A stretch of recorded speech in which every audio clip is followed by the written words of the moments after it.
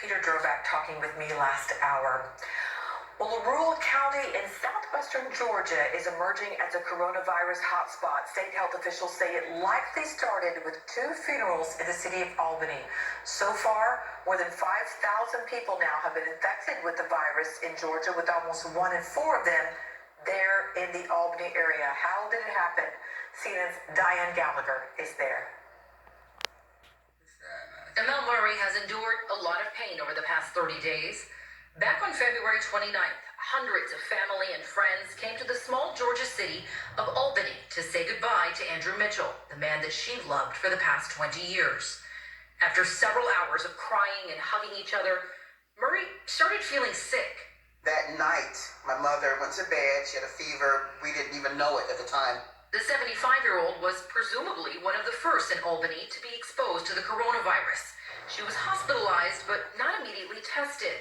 Other members of their family, their friends who attended the funeral, began to get sick too. And since then, several have died.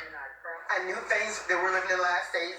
I knew things were going to be bad, but until it hits you, that's when you're really just like, wow, it's here and it's now. A positive test on March 10th from a visitor who attended the funeral tipped the Phoebe Putney health system off. At least 20 of the first patients to be diagnosed with coronavirus in Albany had attended one of 2 funerals in town. A second trip to the hospital confirmed Murray was one of them. From there, the cases jumped. 2 the first day, it was 6 the next day, it was 8 the next day, and it just began to cascade from that point. So far, more than 5,400 people have been infected with the virus in Georgia. More than 175 have died, nearly a quarter of those from the Albany area. As the virus rips through their rural community, for so many here, it's overwhelming. With us being a small city, we're not New York, but we are still impacted. And when you look at the percentages of our population that's impacted, that's still a significant number. Scott Steiner, the CEO of Phoebe Putney Health Systems, which serves Southwest Georgia, says they blew through 6 months worth of personal protective equipment in just 1 week. We've got 4,500 warriors. That's what these people, they're flat out warriors that do this day in and day out. They put themselves at risk. They run into the fire when other people might run away from it.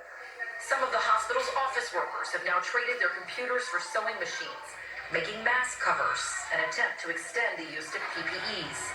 But even still, Steiner says they only have enough right now for less than 2 weeks.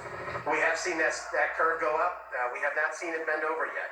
The governor deployed the National Guard to set up additional intensive care units.